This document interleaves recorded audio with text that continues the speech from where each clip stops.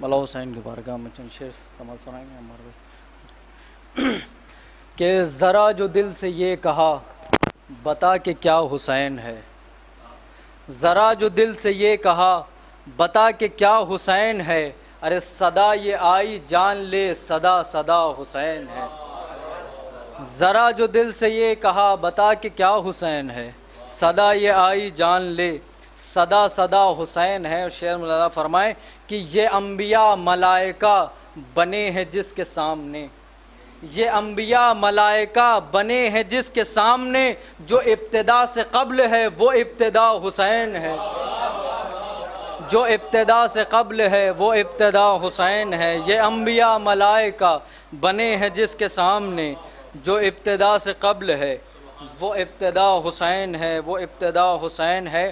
اور یہ بھی شعر مولانا فرمائیں کہ تو پست ہے تو مات ہے تیری کہاں بساط ہے، تو پست ہے تو مات ہے تیری کہاں بساط ہے، ارے جسے نبی نہ پا سکے وہ ارتقا حسین ہے، جسے نبی نہ پا سکیں وہ ارتقا حسین ہے، تو پست ہے تو مات ہے تیری کہاں بساط ہے، جسے نبی نہ پا سکیں وہ ارتقا حسین ہے، تو نجی تو نو بھی تھے مگر حسین کی مثال کیا، نجی تو نو بھی تھے مگر حسین کی مثال کیا، ارے خدا کو جو بچا گیا وہ نا خدا حسین ہے، خدا کو جو بچا گیا وہ نا خدا حسین ہے، نجی تو نو بھی تھے مگر حسین کی مثال کیا۔ اور یہ شعر بطور خاص مولانا فرمائیں کہ وہ جس کے لوح پر نہ تھے حسین نے اسے دیے، وہ جس کے لوح پر نہ تھے حسین نے اسے دیے، اور خدا نے بس یہی کہا تو کیا ہوا حسین ہے، خدا نے بس یہی کہا وہ جس کے لوح پر نہ تھے حسین نے اسے دیے، خدا نے بس یہی کہا تو کیا ہوا حسین ہے، تو اگر کوئی حسین سا سخی ملے تو لے کے آ، اگر کوئی حسین سا سخی ملے تو لے کے آ، جو اپنے گھر کی خاک میں بھی دے شفا حسین ہے، جو اپنے گھر کی خاک میں بھی دے شفا حسین ہے، جو اپنے گھر کی خاک میں بھی دے شفا حسین ہے، تو بشر سے چل بشیر تک بتا میں کتنے نام لوں، بشر سے چل بشیر تک بتا میں کتنے نام لوں، ارے بڑے بڑے یہ کہہ گئے بہت بڑا حسین ہے، بڑے بڑے یہ کہہ گئے بہت بڑا حسین ہے، بڑے بڑے یہ کہہ گئے بہت بڑا حسین ہے۔ اور شعر مولانا فرمائیں گے کہ حسین و منی و انا من الحسین، پڑھ ذرا حسین و منی و انا من الحسین، پڑھ ذرا، ارے جسے نبی نے خود کہا ہے مصطفیٰ حسین ہے، جسے نبی نے خود کہا ہے مصطفیٰ اور حسین ہے۔ بطور خاص شعر مولانا فرمائیں گے کہ حسین کا کٹا ہوا بھی سر نہ تم سے جھک سکا، اہل معرف حضرات موجود ہیں، الفاظ کو سمجھنے والے، لفظوں کی قدر کرنے والے حضرات موجود ہیں، سماعت فرمائیں گے کہ حسین کا کٹا ہوا بھی سر نہ تم سے جھک سکا، اور اگر خدا خودی سے ہے تو پھر خدا حسین ہے، اگر خدا خودی سے ہے حسین کا کٹا ہوا بھی سر نہ تم سے جھک سکا، اگر خدا خودی سے ہے تو پھر خدا حسین ہے، تو پھر خدا حسین ہے، کہ حسین مٹ سکے یہ ہر یزید کی تھی آرزو، یزید مر گیا مگر جگہ جگہ حسین ہے، جگہ جگہ حسین ہے، تو عجب لڑی ہے جنگ بھی حسین نے یزید سے۔ آخری شعر مولانا فرمائیں کہ عجب لڑی ہے جنگ بھی حسین نے یزید سے، بس اس سے بڑھ کے جیت کیا یزید تھا حسین ہے، بس اس سے بڑھ کے جیت کیا یزید تھا حسین ہے۔ حضرات مؤدبانہ گزارش ہے برادر بزرگ علی جناب عباس علی دانشوری صاحب کی خدمت میں کہ وہ آئیں اور پیشخانی کے فرائض کو انجام دیں، بآواز بلند نعرہ صلوات۔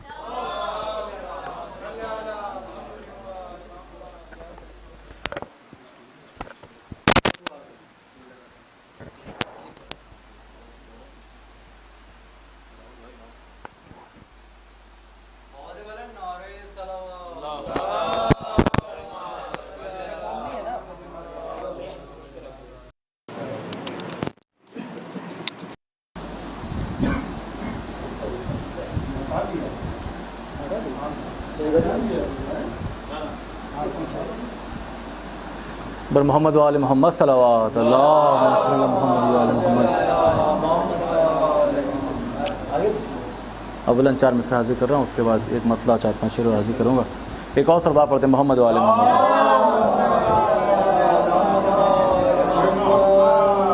کہ خانہ فاطمہ دیکھ لے،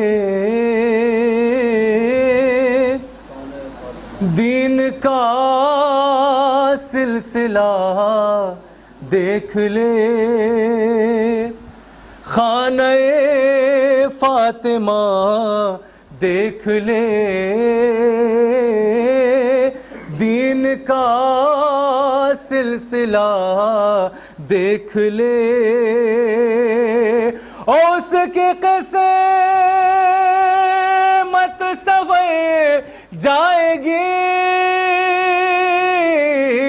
گر کوئی کربلا دیکھ لے. ہاں گر کوئی کربلا دیکھ لے.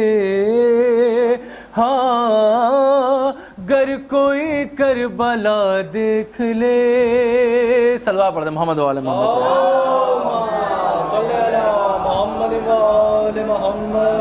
ایک مطلع اور 4-5 شعر حاضر کر رہا ہوں کہ سینے میں جس کے شیر کا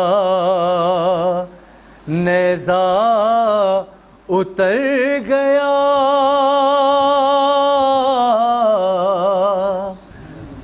سینے میں جس کے شیر کا نیزہ اتر گیا، سینے میں جس کے شیر کا نیزہ اتر گیا. ارے نظروں سے زندگی کی وہ بندہ اتر گیا، نظروں سے زندگی کی وہ بندہ اتر گیا. یہاں سے شعر حاضر کر رہا ہوں، دیکھیں ذات کہ تیرا خیال آتے ہی وہ روشنی ہوئی، تیرا خیال آتے ہی وہ روشنی ہوئی. ارے جیسے فلک سے کوئی فرشتہ اتر گیا، جیسے فلک سے کوئی فرشتہ اتر گیا. شعر حاضر کر رہا ہوں، خاص طور دیکھیں ساتھ جون بھائی عمر بھائی شعر حاضر کر رہا ہوں، دیکھیں ساتھ کہ پہلے سلام حضرت عباس کو کیا، پہلے سلام حضرت عباس کو کیا، پھر مشک میں سکون سے دریا اتر گیا. بہت شکریہ بہت شکریہ. پھر مشک میں سکون سے دریا اتر گیا، پہلے سلام حضرت عباس کو کیا، پھر مشک میں سکون سے دریا اتر گیا، پھر مشک میں سکون سے دریا اتر گیا. یہ بھی شعر کر رہا ہوں، دیکھیں ذات کے آغوش میں حسین کی اکبر ہے اس طرح، آغوش میں حسین کی اکبر ہے اس طرح کہ کرب و بلا میں جیسے مدینہ اتر گیا. بہت شکریہ. کرب و بلا میں جیسے مدینہ اتر گیا ہو شمع حسین کی اکبر ہے اس طرح. کرب و بلا میں جیسے مدینہ اتر گیا کرب و بلا میں جیسے مدینہ اتر گیا. محمد وآل محمد صلوات. اب میں بہت ہی ادب و احترام سے گزارش کروں گا خطیب مجلس عالی جناب مولانا عنبر صاحب سے کہ وہ آئیں مجلس خطاب فرمائیں. مل جل کے صلوات پڑھتے محمد وآل محمد پر.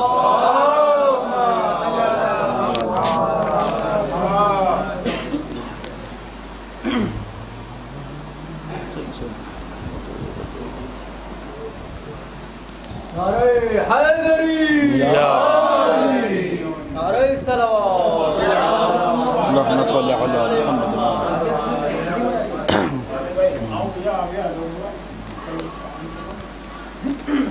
آپ حضرات سے گزارش ہے کہ اول و آخر 3 مرتبہ درود، 1 مرتبہ سورہ الحمد اور 3 مرتبہ سورہ اخلاص کی تلاوت فرما کے مرحوم مغفور جناب اجمل علی صاحب ابن اسد علی صاحب کی روح وصال پر. بسم اللہ. اللهم صل على محمد وعلى محمد. اللهم صل على محمد محمد. اعوذ بالله من الشيطان الرجيم. بسم الله الرحمن الرحيم.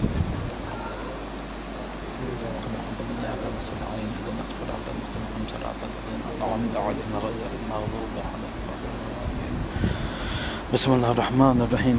الله احد الله الصمد لم يلد ولم يولد ولم يكن له كفوا ولم يكن له كفوا احد. كذلك الله ربي. بسم الله الرحمن الرحيم. الله احد الله الصمد لم يلد ولم يولد ولم يكن له كفوا احد. كذلك الله ربي. اللهم صل على محمد.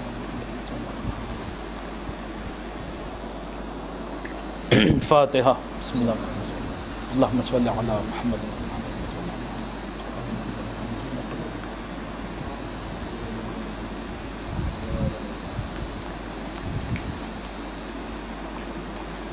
بسم الله الرحمن الرحيم.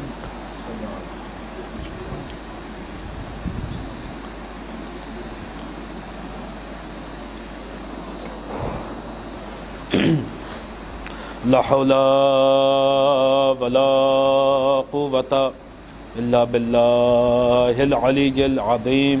أعوذ بالله السميع العليم من الشيطان الرجيم. بسم الله الرحمن الرحيم. الحمد لله خالق الخلق باسط الرزق فالق الأصباح ذي الجلال والإكرام والفضل والإنعام. ثم الصلاة والسلام وتحية والإكرام على سلطان الخلائق أجمعين وسيد الأولين والآخرين وخاتم النبيين وشفيع المذنبين ورحمة للعالمين ورسول المسدد والمصطفى الأحمد أبي القاسم محمد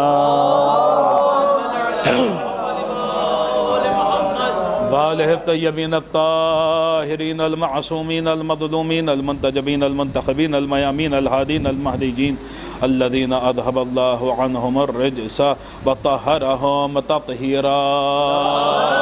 اللهم صل على محمد لا سيما بقية الله في الأرضين روحي وأرواح العالمين لترى بمقدمه فداه.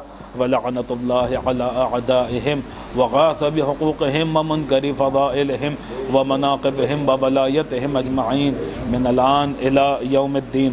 القول مني في جميع الأشياء قول آل محمد عليهم الصلاة والسلام فيما سروا وما أعلنوا فيما بلغني عنهم وما لم يبلغني. أما بعد فقد قال الله عز وجل أن تقول نفس يا حسرة على ما فرطت في جنب الله. صلوات پڑھتے رہو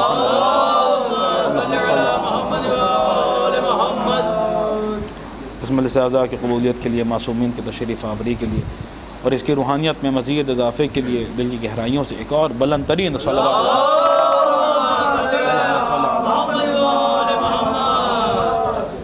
عزیزان گرامی قدر، اس مجلس اعضاء کے لیے ہم نے جسائے وافل ہدایہ کی تلاوت کا شرف حاصل کیا ہے اس کا تعلق سورہ مبارک زمر سے ہے۔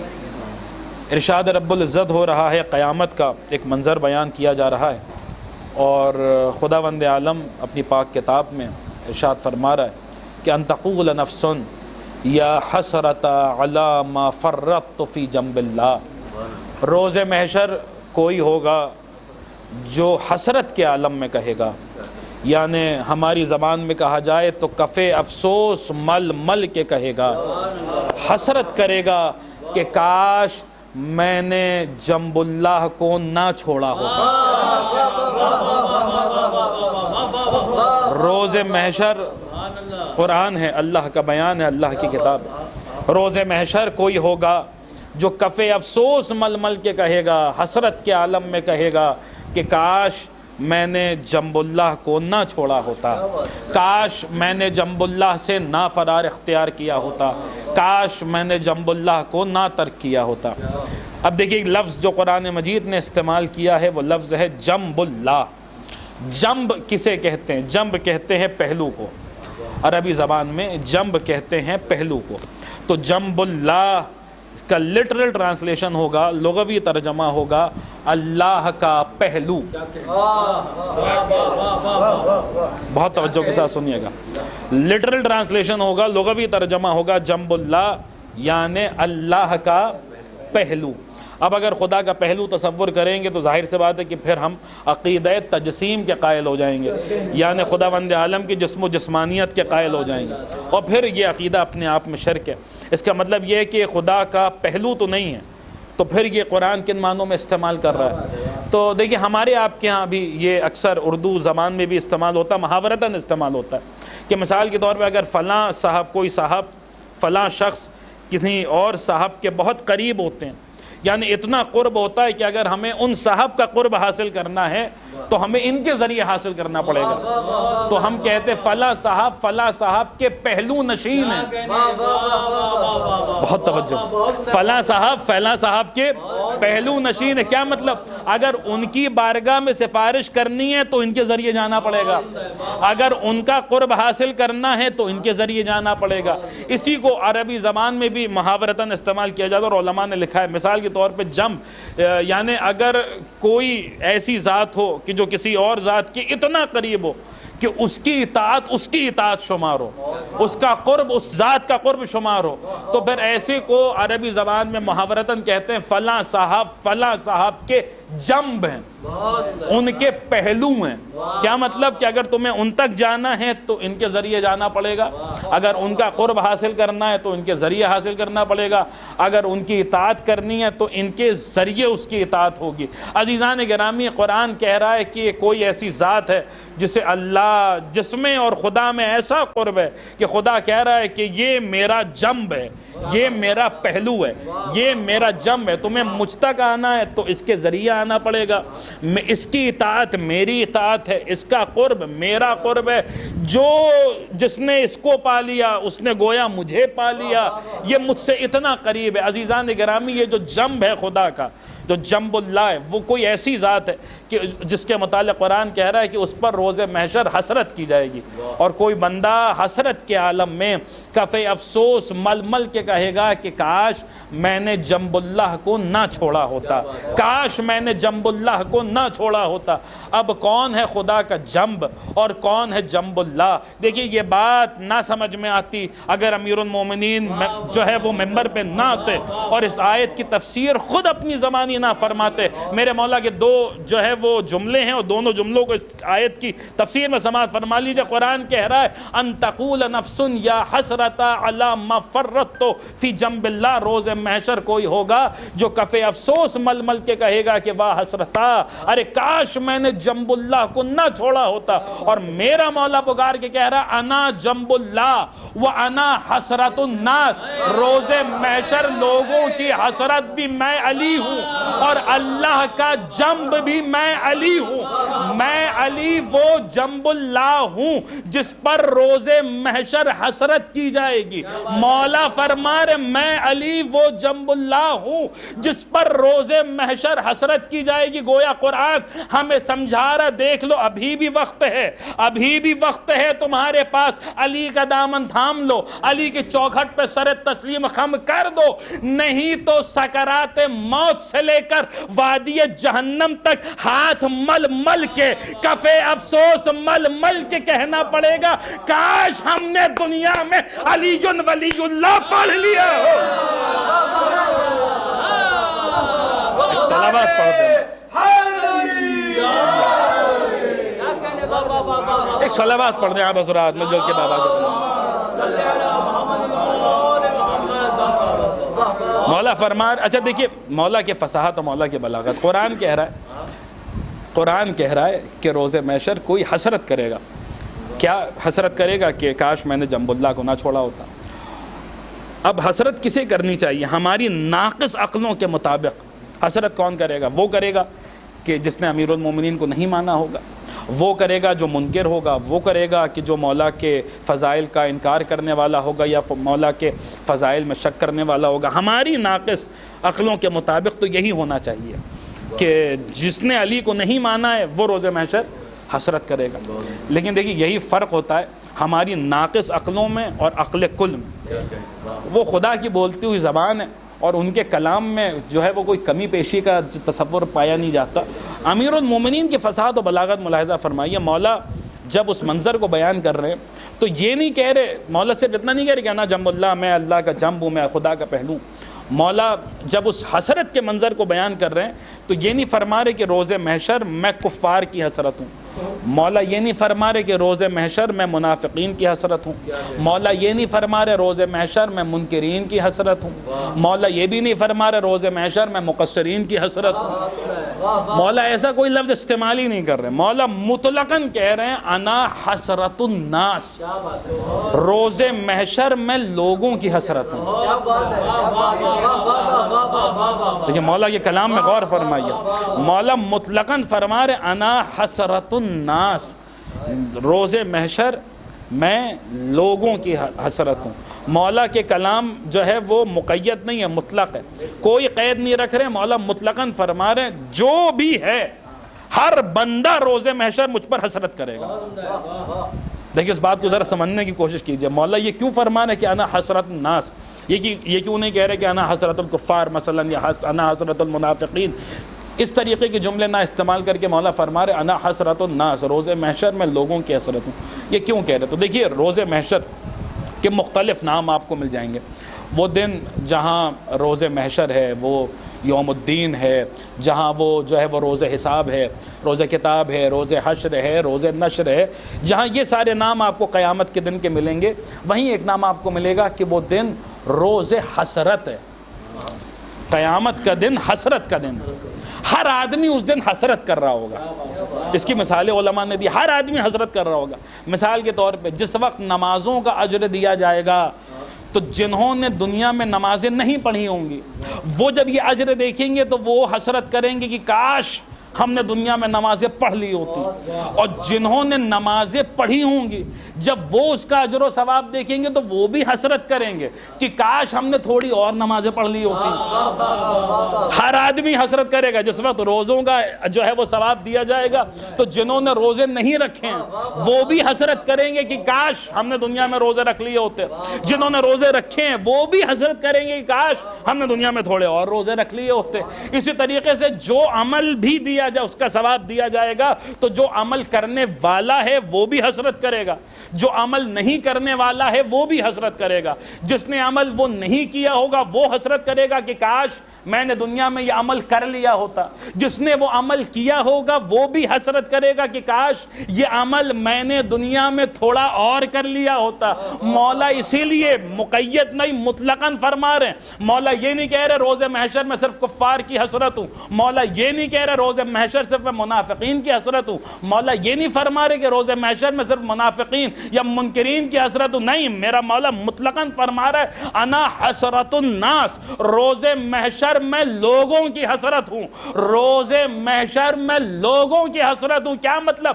جب علی علی کرنے کا اجر و ثواب دیا جائے گا، جنہوں نے دنیا میں علی علی نہیں کیا ہوگا وہ بھی حسرت کریں گے کہ کاش ہم نے دنیا میں تھوڑا علی علی کر لیا ہوتا، اور جنہوں نے دنیا میں علی علی کیا ہوگا وہ بھی حسرت کریں گے کہ کاش ہم نے دنیا میں تھوڑا اور علی علی کر لیا۔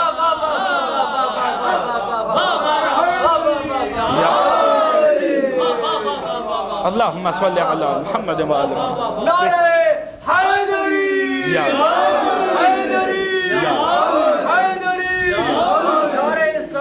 اللہم صلی علی محمد و آل محمد۔ دیکھیں اگر زحمت نہ ہو تو تھوڑا تھوڑا اور آگے آ جائیں، ابھی جگہ ہے آگے، خالی ایک صلوات پڑھ دیں آپ حضرات محمد و آل، جو حضرات آ سکتے اللہم صلی علی محمد۔ عجب دیکھیے اسی لفظ جنب سے کتنے الفاظ نکلے ہیں، اسی سے نکلا ہے جانب، اسی سے نکلا ہے جس کو پھر ہم اپنی اردو زبان میں کہتے ہیں من جانب۔ اللہ فرما رہا ہے یہ میرا جنب ہے، سارے یہ روٹ ورڈ ہے، اب اسی سے وہ سارے الفاظ نکلتے چلے جائیں گے۔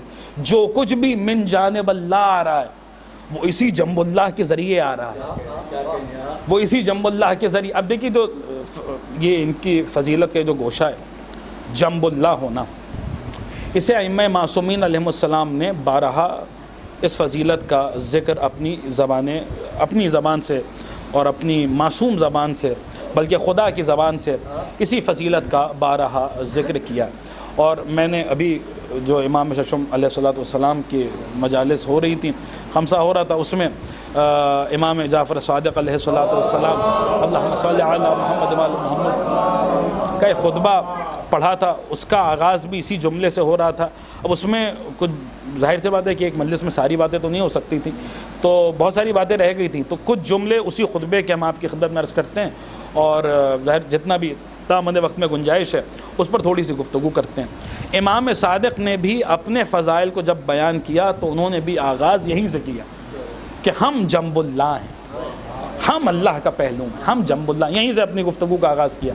روایت ہے بہار الانوار میں ہے، اس کے علاوہ جو ہے وہ آپ کو دیگر کتابوں میں یہ روایت مل جائے گی۔ روایت کرنے والے حضرت محمد ابن سنان ہیں جن سے روایت ہے، اور وہ روایت کر رہے ہیں کہ امام جعفر صادق علیہ السلام اپنے فضائل پڑھتے ہوئے امام کے نام پر مل جل کے ایک صلوات پڑھ رہے ہیں،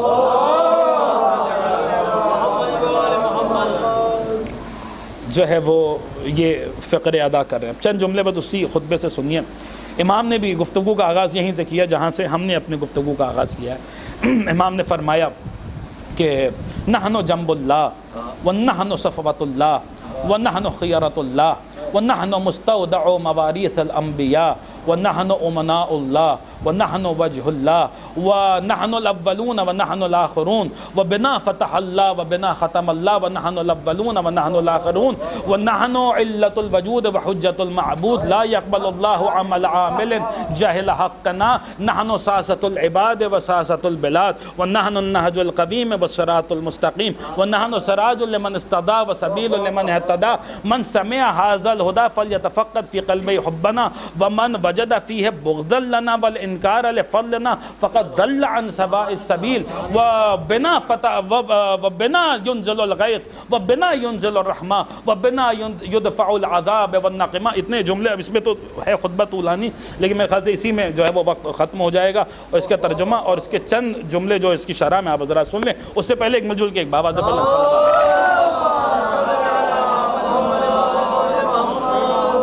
امام یہیں سے اپنی گفتگو کا آغاز فرما رہے۔ امام فرما رہے نحن جنب اللہ، ہم ہیں اللہ کا پہلو، ہم ہیں جنب اللہ، اور پھر آگے بڑھ کے امام فرماتے ہیں نحن صفوۃ اللہ، ہم ہیں وہ جنہیں اللہ نے چن لیا ہے، وَنَحْنُ خِيَرَةُ اللَّهِ، ہم وہ ہیں جنہیں اللہ نے اختیار کر لیا، جنہیں اللہ نے سلیکٹ کر لیا، جنہیں اللہ نے چن لیا۔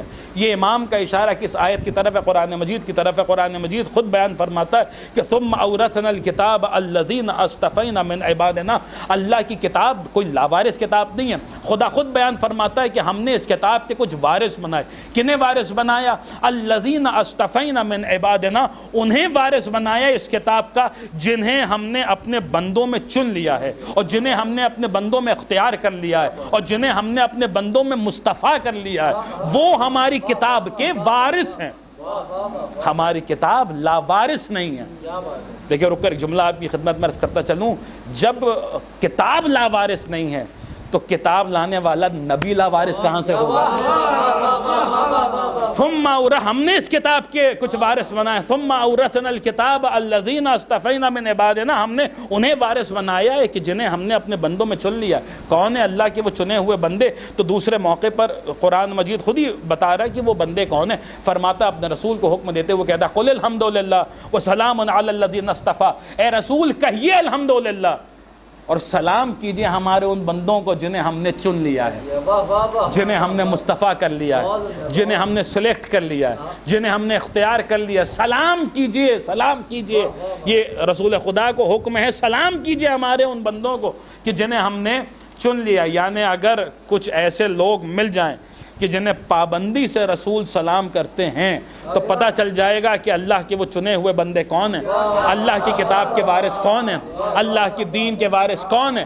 جنہیں پابندی سے رسول سلام کرتے ہیں تو اب اس پہ تو کوئی اختلاف ہی نہیں ہے، سب متفق ہیں کہ آیت تطہیر کے نزول کے بعد ایک ہی چوکھٹ ہے، ایک ہی دہلیز ہے، ایک ہی در ہے جہاں ہر نماز سے پہلے بھی رسول رکتے ہیں اور ہر نماز کے بعد بھی رسول رکتے ہیں اور رک کر سلام کرتے ہیں اور کہتے ہیں السلام علیکم یا اہل بیت النبوہ۔ آیت تطہیر کی تلاوت کرتے ہیں، بار بار رسول رکتے ہیں اور رک رک کے سلام کرتے ہیں۔ یہ کوئی ایک دو دن کا عمل نہیں ہے، آیت تطہیر کے نزول کے بعد پیغمبر اسلام کا یہ متواتر عمل ہے، در سیدہ پر رکنا، رک کے سلام کرنا۔ سلام ایک دو دن نہیں کر رہے بلکہ متواتر عمل ہے پیغمبر کی زندگی کا کہ رکتے ہیں در سیدہ پر اور سلام کرتے ہیں۔ سلام کر کر کے بتاتے زمانے والوں دیکھ لو، یہی وہ گھر ہے جس گھر میں اللہ کے چنے ہوئے بندے رہتے ہیں، یہی وہ گھر ہے جس گھر میں اللہ کے مصطفیٰ بندے رہتے ہیں، یہی وہ گھر ہے جس گھر میں اللہ کے سلیکٹڈ بندے رہتے ہیں، یہی وہ گھر ہے جس گھر میں اللہ کے سلیکٹڈ بندے رہتے ہیں۔ یاد رکھو جہاں پہلے سے اللہ کا سلیکشن موجود ہو پھر وہاں سقیفہ کے الیکشن کی ضرورت نہیں ہے۔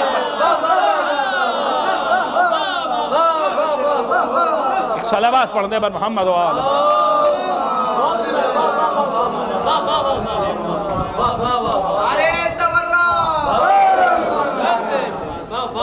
امام فرما رہے نحن جنب اللہ ونحن خیرۃ اللہ، ہمیں جنہیں اللہ نے اختیار کر لیا، ونحن صفوۃ اللہ، ہمیں وہ کہ جنہیں اللہ نے چن لیا۔ امام فرما رہے ونحن عروۃ الوثقیٰ، ہم ہیں اللہ کی وہ مضبوط رسی کہ جس سے تمسک کا خداوند عالم نے حکم دیا ہے۔ دیکھیے اس خدا کی مضبوط رسی، اس میں بھی بہت سارے اشارے اور بہت سارے جو ہے وہ معرف کے گوشے اس میں چھپے ہوئے ہیں۔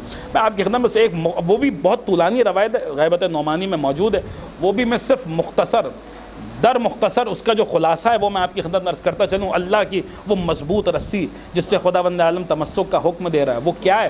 لوگ آئے تھے پیغمبر اسلام کے پاس پوچھنے کے لیے خدا کے رسول وہ مضبوط وہ خدا کی رسی کہاں ہے؟ تو رسول نے اب دیکھیے دعائے صبح نماز فجر کے بعد پڑھی جانے والی دعا ہے جو امیر المومنین کی سکھائی ہوئی ہے، اس میں ہم خدا کو کیسے پہچانتے ہیں، خدا کی معرفت کا کیا ذریعہ بیان کرتا ہے؟ تو کہتے ہیں یا من دل علی ذاتہ بذاتہ، اے وہ ذات کہ جس کی ذات خود اس کی ذات پر دلیل ہے۔ اگر کچھ نہ بھی ہوتا تو اس کی ذات، خدایا تیری ذات پر دلیل ہے، تیری ذات پر دلیل ہے۔ اب خدا کی ذات، اس کی ذات پر دلیل کیسے؟ تو اس کا پیغمبر نے پریکٹیکل کروایا ہے۔ وہ روایت بہت طولانی ہے، بس اس کا خلاصہ سنیے اس وقت۔ پیغمبر نے پریکٹیکل کروایا ذات پر دلیل کیسے ہوتی ہے۔ کہا کہ خدا کے رسول، اعرابی آیا پوچھا خدا کے رسول یہ مضبوط رسی جس سے خداوند عالم تمسک کا حکم دے رہا ہے یہ رسی کیا ہے؟ تو پیغمبر نے فرمایا جاؤ اور جس کی طرف تمہارا دل فطرتاً مائل ہو جائے. کوئی حدیث نہیں سنائی, کوئی روایت نہیں سنائی, کوئی آیت نہیں دی, فطرتاً تمہارا دل. یہ بہت بڑا مسئلہ, لوگ پوچھتے ہیں صاحب امام ظہور کریں گے, ہمیں کیسا پتہ چلے گا کہ مولا ہیں؟ ارے یا من دلہ اللہ ذات ہی بذات ہی, اے وہ ذات جس کی ذات اس کی ذات پر دلیل ہے.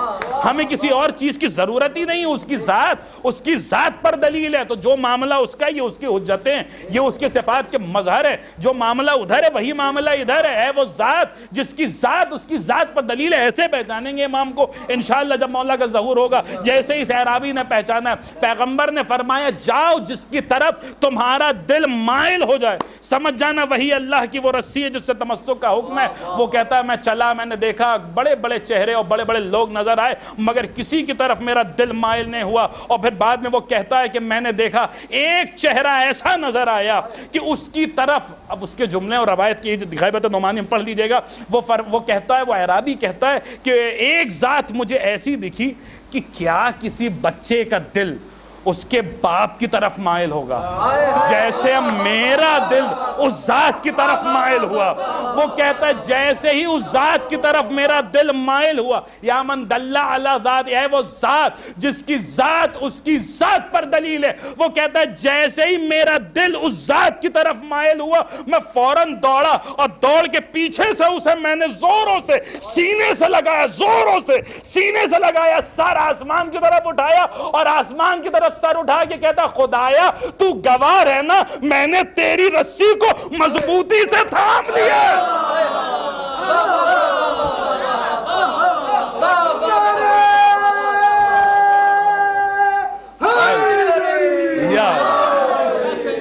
خدایا تو گواہ رہنا میں نے تیری رسی کو, کہتا ہے امیر المومنین کی طرف میرا دل یوں, میں کیا کسی بچے کا اس کے باپ کی طرف دل مائل ہوگا جیسا میرا دل امیر المومنین کی طرف مائل ہوا. جو اس کا یہ عمل دیکھا, اعرابی تھا, بدو عرب تھا, جانے لگا, بس یہ عمل کر کے جانے لگا. پیغمبر نے فرمایا اگر کسی کو کسی جنتی بندے کو دیکھنا ہے تو اس کی طرف دیکھ لے. امیر المومنین سے یوں متمسک ہو کے جا رہا ہے تو جنت کی گارنٹی اور سند لے کے جا رہا ہے. امام فرما رہے ہیں کہ نحن عروۃ الوثقیٰ, ہمیں اللہ کی وہ مضبوط رسی. اور پھر فرماتے ہیں کہ وَنَحْنُ آیَةُ الْہُدیٰ, ہمیں اس کی ہدایت کی نشانی. پھر میرا مولا فرماتا ہے وَنَحْنُ مُسْتَوْدَعُ مَوَارِيثِ الْأَنْبِيَاء, ہم ہیں وہ کہ جن کے پاس انبیاء کی وراثتیں پائی جاتی ہیں. ہم ہیں وہ جن کے پاس انبیاء کی وراثتیں محفوظ ہیں. اور جب میرا مولا ظہور کرے گا تو انشاءاللہ ہم وہ منظر دیکھیں گے. خدا ہم سب کو وہ منظر دکھلائے کہ جس وقت جو ہے سید حسنی سامنے آئیں گے اور اس وقت جو ہے وہ امام کی امامت کے معتقد ہوں گے, لیکن اپنے لشکر کو مطمئن کرنے کے لیے جب مولا کے پاس آئیں گے تو مولا سے کہیں گے ہمیں انبیاء کی میراثیں دکھلائیے. تو میرا مولا ایک ایک نبی کی میراث جو ہے وہ پورے لشکر کے سامنے دکھلائے گا. بہرحال عزیزان گرامی, یہ جو جملہ ہے کہ وَنَحْنُ مُسْتَوْدَعُ مَوَارِيثِ الْأَنْبِيَاء, ہمیں وہ کہ جن کے پاس انبیاء کی وراثتیں محفوظ ہیں. اپنے آپ میں سمجھ لیجیے کم سے کم ایک مجلس کا موضوع ہے اس ایک جملے کی شرح میں کہ کیسے کیسے انبیاء کی وراثتیں ان کے پاس موجود ہیں. لیکن بہرحال عزیزان گرامی ہم آگے بڑھ رہے ہیں. پھر امام آگے بڑھ کے فرماتے ہیں کہ بنا فتح اللہ و بنا ختم اللہ, ہم ہیں وہ کہ جن کے ذریعے اللہ نے آغاز کیا ہے اور ہم ہی ہیں وہ جن پر اللہ ختم کرے گا. ہم ہیں وہ جن کے ذریعے آغاز ہوا ہے. دیکھیے لوگ اس کا ترجمہ کرتے ہیں اس جملے کا, یہ بڑا مشہور جملہ ہے بنا فتح اللہ. بارہا ائمہ معصومین علیہ السلام نے فرمایا, زیارت جامعہ میں بھی ہم پڑھتے ہیں تو امام کو سلام کرتے ہوئے کہتے ہیں کہ بیکم فتح اللہ و بیکم یختم, اللہ نے آپ کے ذریعے افتتاح کیا ہے, جو ہماری اردو زبان میں بھی استعمال ہوتا ہے, افتتاح کیا ہے جس کو ہم انگریزی میں کہتے ہیں انوگریٹ, افتتاح کیا ہے, اللہ آپ پر اختتام کرے گا. اماموں نے بھی فرمایا, امام فرما رہے ہیں, چھٹے امام بھی فرما رہے ہیں بنا فتح اللہ, ہمارے ذریعے اللہ نے آغاز کیا. اس کا ترجمہ اکثر و بیشتر یعنی یوں سمجھا جاتا ہے کہ بس اس سے مراد یہ جو ہے وہ اللہ نے خلقت کا آغاز ان سے کیا. لیکن میں آپ کی خدمت میں کروں اس ایک جملے میں اتنے مفاہیم چھپے ہوئے ہیں. امام یہاں پہ بھی امام کا مقید جملہ نہیں, مطلقاً جملہ ہے. بنا فتح اللہ, اللہ نے جس چیز کا بھی آغاز کیا ہے وہ ہم ہی سے کیا ہے۔ دیکھیے اب اس میں بہت ساری باتیں چھپی ہوئی ہیں۔ اللہ کی 2 کتابیں بنیادی طور پہ، خداوند عالم کی 2 کتابیں، ایک اس کی کتاب تکوینی ہے اور دوسری اس کی کتاب تدوینی ہے۔ ایک کتاب تکوینی ہے، ایک اس کی کتاب تدوینی ہے۔ جیسے خود قرآن مجید میں کہ وہ کچھ لوگ روز محشر جو ہے وہ کہ اس کا بالمفہوم اس وقت بہرحال وہ عربی عبارت تو ہمارے ذہن میں نہیں ہے، اس کا بالمفہوم ترجمہ کچھ یوں ہے کہ وہ کہیں گے کہ ہم اللہ کی کتاب میں تھے، تو کیا وہ قرآن میں تھے؟ وہ اس کائنات میں تھے۔ یہ کائنات بھی اللہ کی کتاب ہے، یہ اس کی کتاب تکوینی ہے۔ وہ جو قرآن ہے وہ اس کی کتاب تدوینی ہے، وہ اس کی تدوینی کتاب ہے، یہ اس کی تکوینی کتاب ہے۔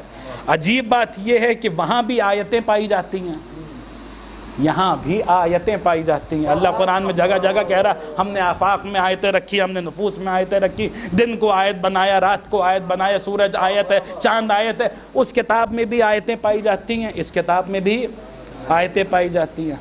اس کتاب کے ذریعے بھی لوگ ہدایت پاتے ہیں، اس کتاب کو پڑھ کر بھی لوگ ہدایت پاتے ہیں، اور اس کتاب کو پڑھ کر بھی لوگ ہدایت پاتے ہیں۔ ہدایت پانے والے اس کتاب کے ذریعے بھی ہدایت پاتے ہیں، ہدایت پانے والے اس کتاب کے ذریعے بھی ہدایت پاتے ہیں۔ جیسے گمراہ ہونے والے اس کتاب کے ذریعے بھی گمراہ ہوتے ہیں، یضل بہ کثیرا و یہدی بہ کثیرا، قرآن خود کہہ رہا ہے اسی قرآن کے ذریعے کثرت کے ساتھ لوگ ہدایت پائیں گے اور کثرت کے ساتھ لوگ گمراہ ہوں گے۔ تو ان آیتوں کو پڑھ کر جیسے کچھ لوگ گمراہ ہو جاتے ہیں، ویسے ان آیتوں کو پڑھ کر بھی کچھ لوگ گمراہ ہو جاتے ہیں۔ کوئی سورج کو خدا مان بیٹھتا ہے، کوئی چاند کو خدا مان بیٹھتا ہے، کوئی زمین کو خدا مان بیٹھتا ہے، کوئی آسمانوں کو خدا مان بیٹھتا ہے۔ یعنی کہنے کا مقصد یہ ہے اس کتاب کو سمجھنے کے لیے بھی معصوم کی ضرورت ہے، اس کتاب کو سمجھنے کے لیے بھی معصوم کی ضرورت ہے۔ وہ اس کی کتاب تدوینی ہے، یہ اس کی کتاب تکوینی ہے، لیکن کیا کیا جائے گا؟ میرا مولا فرمانا بنا فتح اللہ نے جس چیز کا بھی آغاز کیا ہے وہ ہمارے ہی ذریعے کیا ہے۔ کیا کیا جائے؟ اس کتاب کے آغاز پہ بھی نقطہ با نظر آئے گا، اس کتاب کے آغاز میں بھی نقطہ با نظر آئے گا۔ ایک صلوات پڑھ دے بر محمد و آل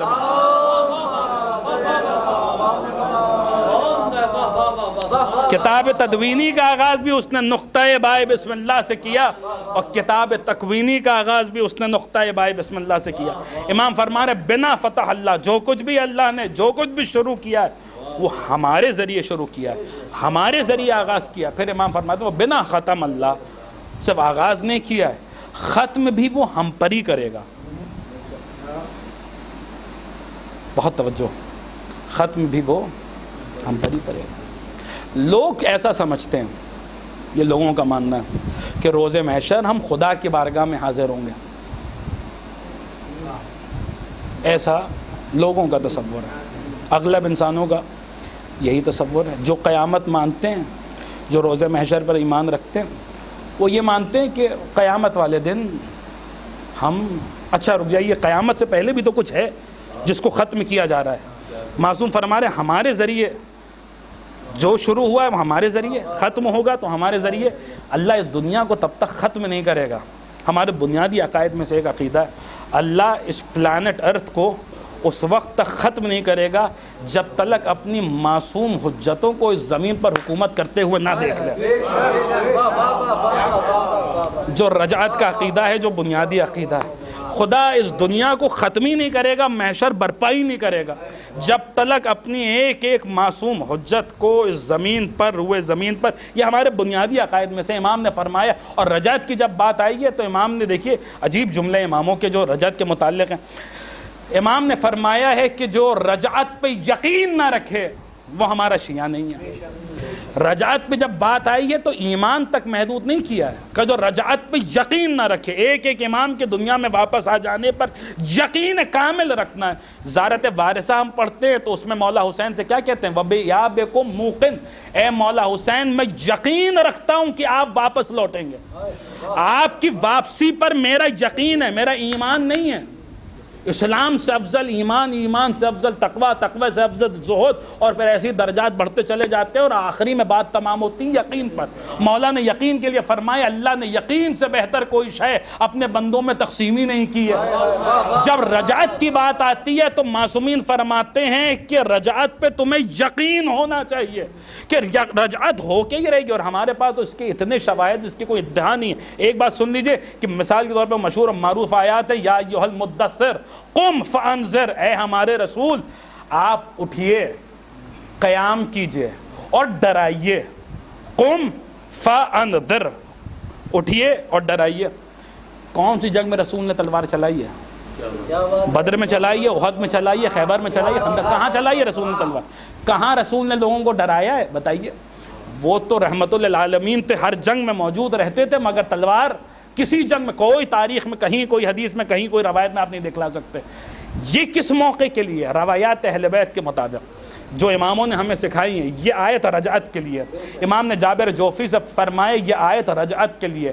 اللہ اپنے رسول سے فرما رہا ہے قم، اے رسول۔ قم کے دو معنی، ایک ہوتا ہے اٹھنا، بلند ہونا، اور ایک ہوتا ہے قیام کرنا، ریوولٹ کرنا۔ یہ آیت امام نے فرمائے یہ جو ہے وہ رجعت کے لیے ہے، کہ اللہ اپنے حبیب سے کہہ رہا ہے ہمارے حبیب رجعت میں قیام کیجئے، فانذر، اور اپنی تلوار کے ذریعے لوگوں کو ڈرائیے۔ رجعت کے لیے ہے یہ آیت کہ جہاں رسول کے ہاتھوں میں تلوار ہوگی۔ دیکھیں رجعت میں کئی قانون ٹوٹیں گے، رجعت میں یہ اپنے آپ میں ایک موضوع ہے، رجعت میں کئی قوانین، دنیا میں جو بھاگا تو مولا نے کسی کا پیچھا نہیں کیا، کیوں؟ کیونکہ اس کے امکان تھا کہ اس کی نسل میں مومن آ سکتا ہے۔ رجعت میں یہ سارے امکانات ختم ہو جائیں گے۔ اگر کوئی کسی پتھر کے پیچھے بھی چھپ جائے گا تو وہ پتھر خود پکار کے کہے گا مولا یہاں چھپا ہے، مولا آ کے ڈھونڈ ڈھونڈ کے انتقام لیں گے، بدلہ لیا جائے گا۔ تو وہاں پر یہ قانون بھی ٹوٹے گا اور یہ قانون بھی ٹوٹے گا۔ دنیا میں رسول نے کبھی تلوار نہیں اٹھائی، لیکن رجعت میں رسول کے ہاتھوں میں تلوار ہوگی اور رسول جنگ کریں گے۔ اور امیر المومنین نے بتایا ہے کہ کب کریں گے۔ مولا کائنات کی بھی دنیا میں 2 سے 3 آمدیں رجعت میں، ایک مولا حسین کے ساتھ، پھر ایک پیغمبر اسلام کے ساتھ۔ تو مولا نے فرمایا، بتائے کہ جو آیت ہے قرآن مجید میں، بہرحال وہ آیات سے آیات، لیکن جہاں خداوند عالم نے انبیاء سے میثاق لیا ہے کہ تم نصرت کرو گے، تو مولا نے بتایا میری نصرت کی بات ہو رہی ہے، سارے نبی میری نصرت کریں گے، آدم سے لے کر خاتم تک۔ کیا مطلب؟ دنیا میں علی نے، آسان لفظوں میں اس پورے مفہوم کو سمجھ لیجئے، دنیا میں علی نے رسول کے لیے تلوار چلائی ہے، خیبر ہو، خندق ہو، بدر ہو، حنین ہو، دنیا میں علی نے رسول کے لیے تلوار چلائی ہے۔ رجعت میں رسول علی کے لیے تلوار چلائیں گے، یا لفظ بدل کے کہہ دوں، دنیا میں علی نے محمد الرسول اللہ کے منکروں پہ تلوار چلائی ہے، رجعت میں رسول علی ولی اللہ کے منکروں پہ تلوار چلائی۔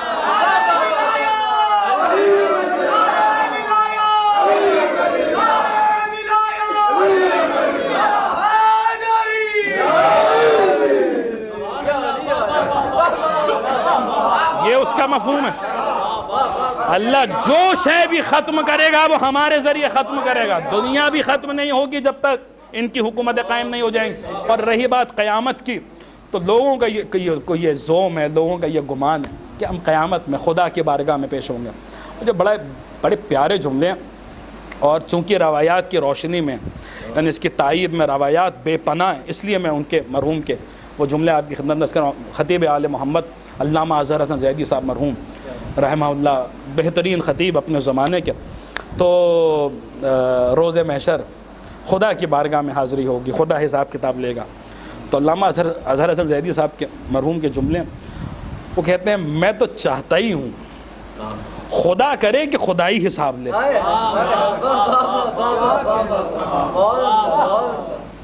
اللہ ہی حساب لے، اللہ ہی حساب لے، میزان پر اللہ ہی ہو حساب لینے کے لیے، اللہ خدا کرے خدائی ہو۔ اگر خدا مجھ سے پوچھا، اب یہ مرحوم کے جملے جو میں نقل کر رہا ہوں، اور چونکہ پھر بعد میں روایات ہے وہ میں آپ کی خدمت میں عرض کر دوں گا۔ مثال کے طور پہ اللہ اگر مجھ سے روز محشر پوچھے گا کہ فجر کی نماز کیوں قضا ہو گئی، تو میرے پاس اللہ کے لیے تو جواب ہے کہ خدایا لا تاخذہ سنۃ ولا نوم، تو تیری شان ہے، نہ تجھے اونگ آتی ہے نہ تجھے نیند آتی ہے، تیرے بندوں کو تو آتی ہے, تجھے نیند نہیں آتی مگر تیرے بندوں کو. سو گئے, قضا ہو گئی فجر کی نماز. اگر خدا نے پوچھ لیا ظہرین کیوں قضا کر دی, تو اس کے لیے بھی وہ مرحوم فرماتے ہیں جواب حاضر ہے.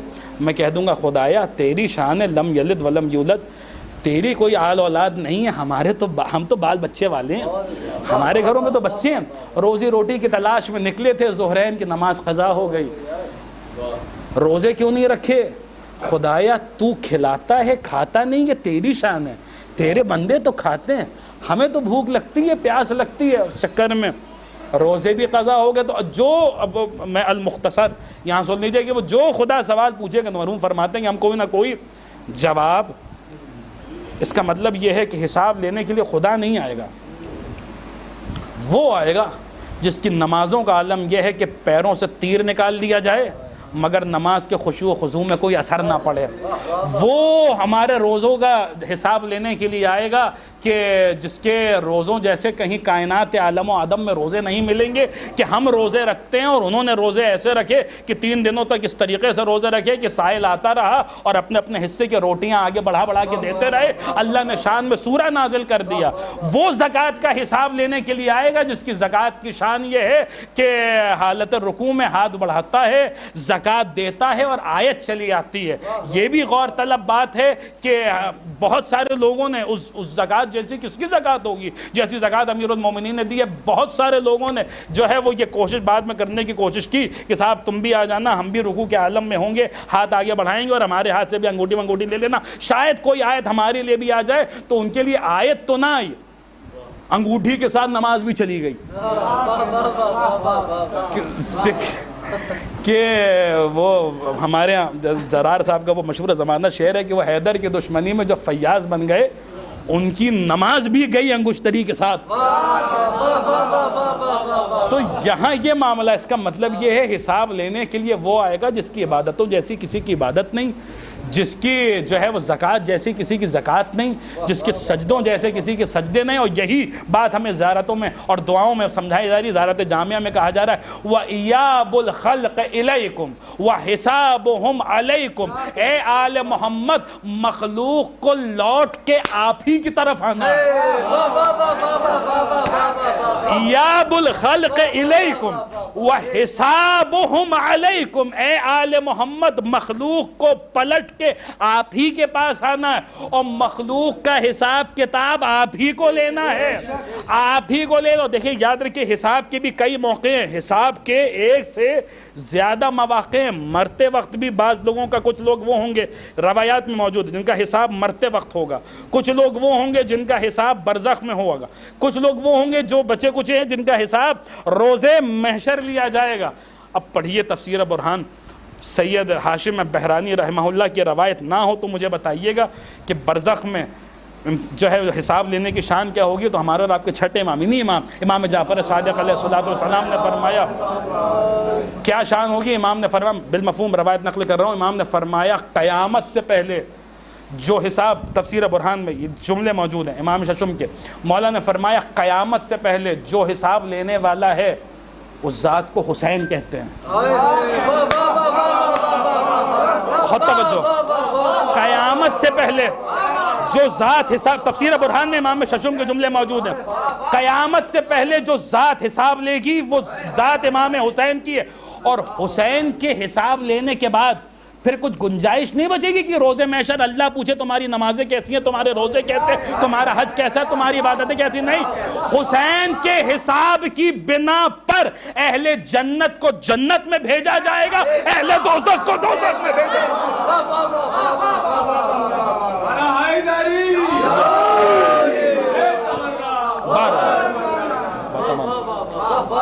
بات تمام. بہت ساری باتیں بہرحال تھی جو رہ گئیں, لیکن میرا سنیے بس آخری بات ہے اور گفتگو تمام ہے کہ امام فرما رہے بنا فتح اللہ. صلوات پڑھیں بر محمد و آل روزے محشر سے پہلے جو امتحان, جو ذات امتحان لے گی, چھٹے امام کے جملے وہ سید الشہداء کی ذات ہے. اور حسین کے حساب لینے کے بعد حسین کے حساب کی بنا پر اہل جنت کو جنت بھیجا جائے گا, اہل دوزخ کو دوزخ بھیجا جائے گا. عزیزان گرامی قدر, امام فرما رہے بنا فتح اللہ, ہمارے ذریعے اللہ نے آغاز کیا, وہ بنا ختم اللہ, اور ہم پر اختتام کرے گا. پھر مولا فرماتے ہیں کہ نحن امناء اللہ, ہم اللہ کے امین ہیں، ٹرسٹی ہیں، اس کے امین ہیں۔ زیارت امین اللہ امیر المومنین کی وہ زیارت، خاص زیارت کہ جو یعنی جب مومن پڑھتا ہے تو وہ ایک سجا کر ایک تحفے کی صورت میں آسمان پہ بلند ہوتی ہے۔ یہ وہ خاص زیارت ہے جو چوتھے امام نے نجف اشرف میں پڑھی امیر المومنین کی قبر پہ۔ یہ لفظ بدل کے کہہ دوں، چوتھے علی نے پہلے علی کو جب سلام کیا ہے تو انہی لفظوں میں کے ذریعے سلام کیا ہے۔ اور کتابیں آپ پڑھیے گا، دیکھیے گا، اب یہ تو دیکھیے تہذیب اور یہ تمدن اور یہ ادب جو ہمیں بزرگوں نے سکھائی، یہ سب اماموں کی ہی باتیں جو ہمیں سکھائی گئی ہیں۔ یہ مثلا جو طریقہ ہم میں رائج ہے، یہ ضمن نرس کر رہا ہوں چونکہ اس سب باتوں کی مخالفت ہو رہی ہے، ارے صاحب یہ سب کچھ نہیں، سب تو ہندوستان والوں نے بنا لیا ہے کہ زیارت کرنے جاؤ تو زری کی طرف پشت مت کرو، یہ مت کرو، وہ مت کرو، یہ سب کہاں لکھا ہے کچھ؟ آپ پڑھیے کہ چوتھے امام زیارت کرنے گئے ہیں تو کیا کیا ہے، امام ششم زیارت کرنے گئے ہیں تو انہوں نے کیا کیا ہے۔ نجف اشرف میں آپ کو یہی جملے ملیں گے کہ چوتھے امام جس وقت زیارت امین اللہ جو زیارت امین اللہ تعلیم فرمائی ہے، جب یہ زیارت پڑھ لی ہے مولا نے اپنے دادا کی قبر پہ، اس کے بعد چوتھے امام جو خود وقت کے علی ہیں، جن کا نام بھی علی ہے، جو نام میں بھی علی ہیں، جو لقب میں بھی علی ہیں، کنیت میں بھی علی ہیں، خود وقت کے علی ہیں، علی نے ان کو پالا ہے، بچپنا ان کا امیر المومنین کی آغوش میں گزرا ہے، علی نے جس علی کو پروان چڑھایا ہے وہ علی جب امیر المومنین کی قبر پہ جاتا ہے تو روایت یہی کہتی ہے کہ جب تک سامنا رہا زیارت امین اللہ پڑھنے کے بعد چوتھے امام نے مولا کی قبر کی طرف پشت نہیں کی۔ امام تو پشت نہ کرے اور ہم سے کہا جائے صاحب یہ سب باتیں جو ہم ہندوستانیوں نے بنا لی ہیں تو پھر امام تو بہرحال وہ تو جو ہے ان کے لیے آپ کیا فرمائیں گے۔ چوتھے امام جب گئے نجف اشرف جتنی دیر زری کا سامنا رہا پشت نہیں کی۔ چھٹے امام جب گئے نجف یہی جملے آپ کو ملیں گے کہ جتنی دیر امیر المومنین کی زری کا سامنا رہا یہی کہتے رہے یا سیدہ ہو یا جدہ ہو یا سیدہ ہو یا طیبہ ہو یا طاہرہ ہو، اے میرے جد، اے میرے سیاد، اے میرے سردار، اے طیب، اے طاہر۔ امام کی زبان پر اسی طریقے کے کلمات آتے رہے لیکن امام معصوم نے پشت نہیں کی۔ رک کر ایک جملہ آپ کی خدمت عرض کرتا چلوں، زین العابدین نجف جا رہے ہیں جب تک علی کا سامنا ہے پشت نہیں کر رہے، جعفر صادق نجف جا رہے ہیں جب تک علی کا سامنا ہے پشت نہیں کر رہے۔ ایک دن ایسا ہوا عمار سلمان کی خدمت میں آئے اور آ کر کہنے لگے سلمان تمہیں کچھ بات بتاؤں؟ سلمان نے کہا کہ اچھا، سلمان تو 10ویں درجے پر ہے، سلمان کو تو کہنا چاہیے تھا ارے عمار تم کیا مجھے بتاؤ گے، لیکن بہرحال یہ ان کی معرفت ہے کہ یہاں پر ہمیں بھی ایک پیغام دیا گیا کہ معرفت کی باتیں کسی سے بھی ملیں تو یہ مت دیکھو کہ کون بڑا ہے اور کون چھوٹا ہے۔ سلمان نے کہا ہاں بتاؤ کیا ہوا؟ عمار نے کہا میں نے عجیب و غریب منظر دیکھا امیر المومنین، میں بیت الشرف میں تھا، دیکھا امیر المومنین جناب سیدہ کے حجرے میں گئے ہیں اور ایک گفتگو ہوئی ہے جسے میں نے سنا ہے اور اس گفتگو، اب وہ گفتگو پڑھوں گا تو اس کے لیے شرح چاہیے جو اس وقت جو ہے وہ وقت درکار ہے، اس میں بہت تفصیلات ہیں۔ وہ کہتے ہیں اس گفتگو کے بعد میں نے یہ منظر دیکھا ہے، زین العابدین نجف جا رہے جب تک علی کا سامنا ہے پشت نہیں کر رہے، جعفر صادق نجف جا رہے ہیں، آپ کس طریقے سے سنیں گے میں نہیں جانتا، جعفر صادق نجف جا رہے ہیں جب تک علی کا سامنا ہے پشت نہیں کر رہے۔ عمار کہتے ہیں میں نے علی کو دیکھا جب تک فاطمہ کا سامنا رہا، علی نے حجرے سے نکلتے وقت فاطمہ کی طرف پشت نہیں۔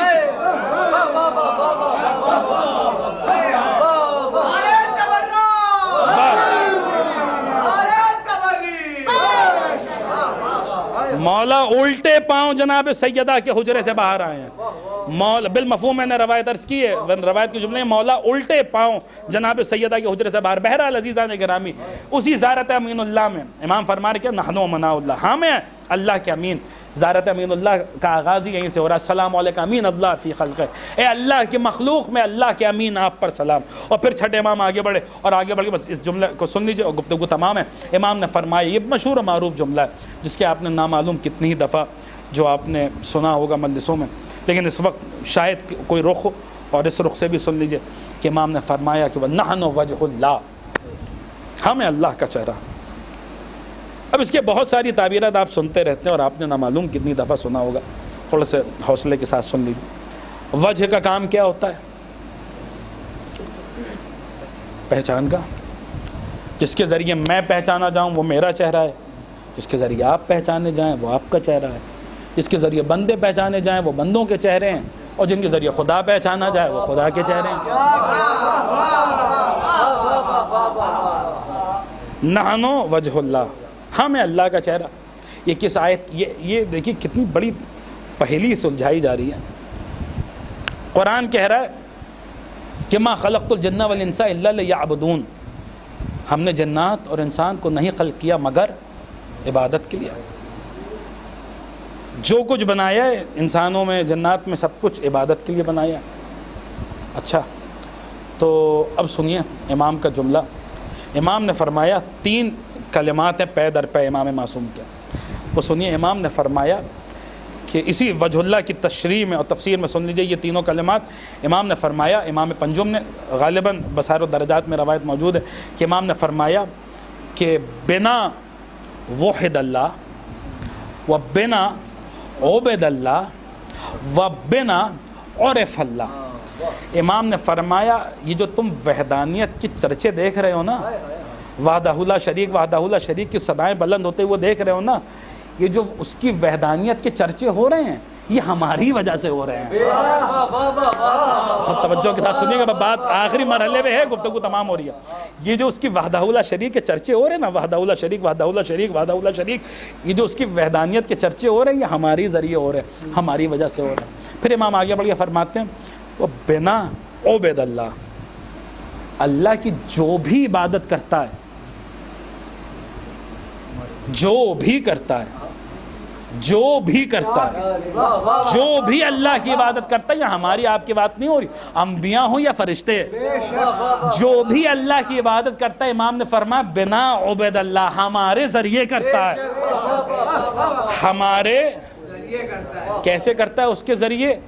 وجہ کہتے ہیں چہرے کو, وجہ کہتے ہیں آپ اس وقت میری طرف متوجہ ہیں یا نہیں ہیں؟ دلیل کیا ہے؟ آپ سب میرے چہرے کی طرف دیکھ رہے ہیں. یہ متوجہ لفظی بنا ہے وجہ سے. آپ جب میری طرف متوجہ ہوتے ہیں تو میرے چہرے کی طرف دیکھتے ہیں, میں جب آپ کی طرف متوجہ ہوتا ہوں تو آپ کے چہرے کی طرف دیکھتا ہوں.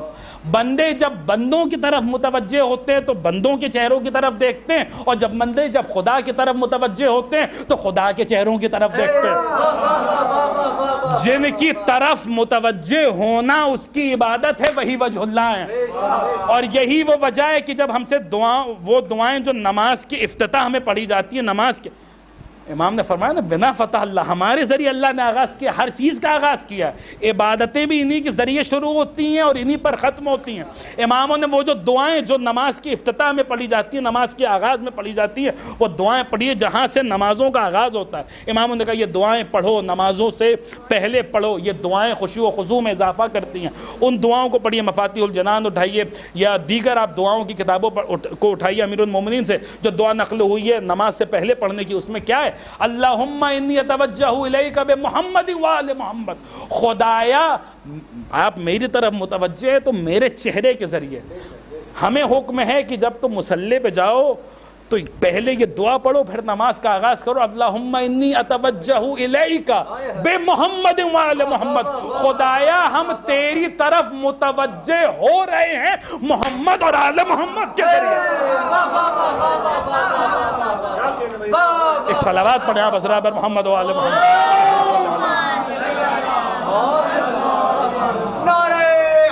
حیدری یہ دعا بڑی طولانی ہے, اس میں اور بھی بہت معارف اس میں بھرے پڑے ہوئے ہیں. وہ دعا جو نماز کے ابتدا میں پڑھی جاتی ہے, اللہم انی اتوجہ الیک بمحمد وآل محمد واقدمہم بین یدی صلاتی واتقرب بہم الیک فاجعل, وہی سارے معنی جو ہم نے شروع میں بیان کیے تھے وہ یہاں اختتام پر آ گئے. واتقرب بہم الیک فاجعلنی بہم وجیہا فی الدنیا والآخرہ ومن المقربین مننت علی بمعرفتہم فاختم لی بطاعتہم ومعرفتہم وولایتہم فإن السعادہ واختم لی بہا فإنک علی کل شیء قدیر. خدایا ہم تیری طرف متوجہ ہو رہے ہیں محمد وآل محمد کے ذریعے. یہ کون ہے؟ وَأُقَدِّمِهِمْ بَيْنَ يَدَيْ صَلَاتِي, یہ وہ ہیں جنہیں میں اپنی نماز پر مقدم کرتا ہوں. وَتَقَرَّبُ بِهِمْ إِلَيْكَ, ان کے ذریعے میں تیرا قرب حاصل کرتا ہوں. جہاں سے بات شروع ہوئی تھی جنب اللہ وہ کہ جس کے ذریعے خدا کا قرب حاصل کیا جائے. بہرحال عزیزان گرامی, امام فرما رہے ہیں ہمارے بنا عبید اللہ, ہمارے ذریعے اللہ کی عبادتیں ہو رہی. اچھا عبادت تو ان کے ذریعے ہو رہی ہے. بڑی بحثیں ہوتی ہیں, بہت کہا جاتا ہے صاحب مجلسیں ہو رہی ہیں, اور کس کام کے مجلسیں ہیں, ان میں مقصد بیان ہونا چاہیے. عزاداری کا مقصد اور شبداری کا مقصد اور ماتم کا مقصد اور رونے کا مقصد، مولا حسین کے مقصد پہ گفتگو ہونی چاہیے۔ بہت اچھی بات ہے اگر آپ مقصد مولا حسین پہ گفتگو کرنا چاہ رہے ہیں، ہونا چاہیے۔ اگر آپ تک امام حسین کے کسی وارث کا کوئی فرمان پہنچا ہے جس نے اپنے دادا کا مقصد بیان کیا، آپ بے شک اسے بیان کیجئے اور اس کو آپ نقل کیجئے، عام ہونا چاہیے۔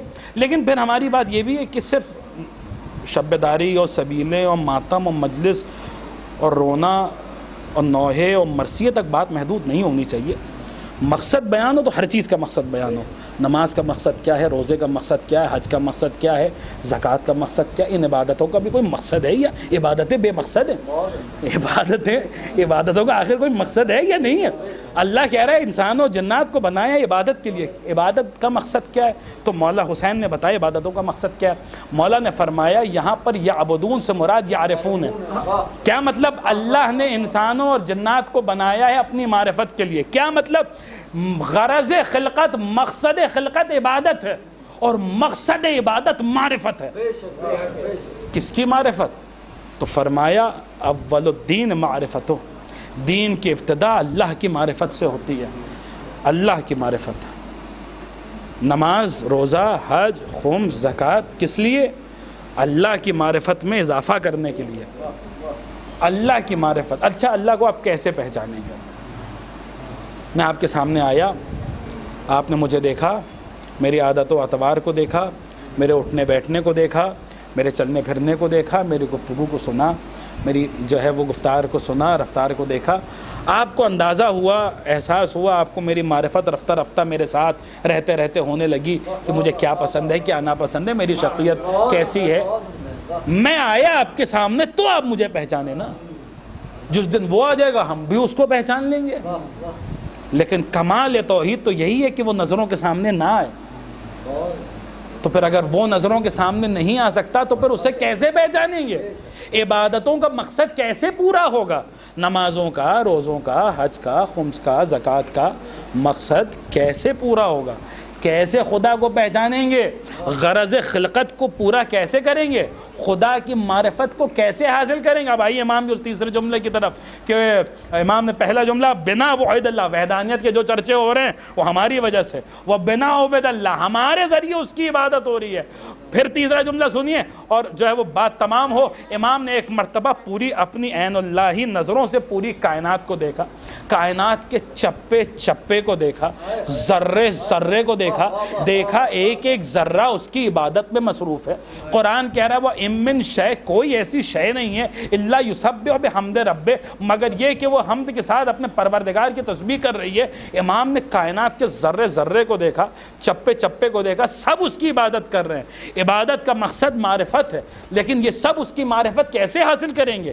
یہ سب اسے کیسے پہچانیں گے؟ امام نے ایک مرتبہ اپنی عین اللہی نظروں سے اس پوری کائنات کو دیکھا، اس کائنات کے چپے چپے کو دیکھا، گوشے گوشے کو دیکھا، ذرے ذرے کو دیکھا، قطرے قطرے کو دیکھا۔ آج کی سائنس کہتی ہے کائنات کوئی مختصر کوئی چھوٹی سی کائنات نہیں ہے۔ وہ ناسا والے کہتے ہیں کہ خالی آبزرویبل یونیورس کا ڈائیمیٹر، یعنی جہاں تک انسانی فکر پہنچ پائی ہے وہ تقریباً جو ہے وہ کیا 96 بلین لائٹ ایئرز ہے، یعنی ایک نور کی رفتار ایک سیکنڈ میں 3 لاکھ کلومیٹر پر سیکنڈ کی تقریباً رفتار ہوتی ہے۔ لائٹ ایئر وہ جب ایک سال کی مسافت طے کرے تقریباً یہ لوگ کہتے ہیں 96 بلین لائٹ ایئرز خالی آبزرویبل یونیورس کی جو ہے وہ ڈائیمیٹر ہے۔ ان آبزرویبل جہاں تک پہنچ نہیں پائے وہ تو خدا ہی جانے اس کی کائنات کتنی بڑی ہے، اس کی کتاب تکوینی کتنی وسیع اور عریض ہے، ہم نہیں جانتے۔ لیکن بہرحال جو کچھ بھی ہے کائنات میں امام نے سب کچھ کو دیکھا، ہر ایک شے کو دیکھا، ہر ایک ذرے کو دیکھا، ہر ایک چپے کو دیکھا، آدم کو دیکھا، نوح کو دیکھا، ابراہیم کو دیکھا، اسماعیل کو دیکھا، موسیٰ کو دیکھا، عیسیٰ کو دیکھا، جبریل کو دیکھا، میکائیل کو دیکھا، حوروں کو دیکھا، غلمان کو دیکھا، مالک کو دیکھا، رضوان کو دیکھا، عرش کو دیکھا، کرسی کو دیکھا، سب عبادت میں لگے ہوئے ہیں اور سب کو اس کی معرفت کی ضرورت ہے۔ امام نے ایک مرتبہ پوری کائنات پہ نظر کر کے کہا بینا عرف اللہ، او اللہ کی معرفت چاہنے والوں یاد رکھنا، بنا عرف اللہ، اگر ہم نہ ہوتے تو اللہ کبھی پہچانا نہ جائے۔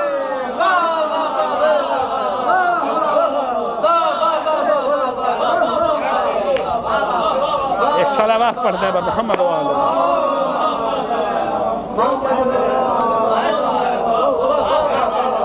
بینا عرف اللہ، وہ پہچانا گیا تو ہمارے ذریعے اللہ پہچانا جاتا ہے۔ یہی پر اسی آیت کی تفسیر میں مولا حسین نے آگے چل کے یہی فرمایا کہ یہاں پر جو یعبدون سے مراد یعرفون ہے، پھر مولا نے فرمایا کہ اللہ کی معرفت اس وقت تک نہیں حاصل ہو سکتی جب تک تم اپنے امام کی معرفت نہ حاصل کر لو، اپنے امام کو نہ پہچان لو۔ بہرحال عزیزان گرامی، گفتگو کو تمام کیا اور بہت ساری باتیں تھیں، ابھی بہت ساری اسی خطبے کے ذیل میں باتیں رہ گئی تھیں، لیکن بہرحال انشاءاللہ آپ غور کرتے چلی جائیے گا، آپ پر معرفت کے ابواب واہ ہوتے چلے جائیں گے۔ عزیزان گرامی قدر، اصال ثواب کی مجلس ہے، اور ابھی آپ نے سنا کہ قیامت سے پہلے عالم برزخ میں جس ذات کو حساب لینا وہ ذات مولا حسین کی۔ سوچئے گا کہ حسین کو راضی کرنے کے لیے کیا ان آنسوؤں سے بہتر کوئی شے ہو سکتی ہے؟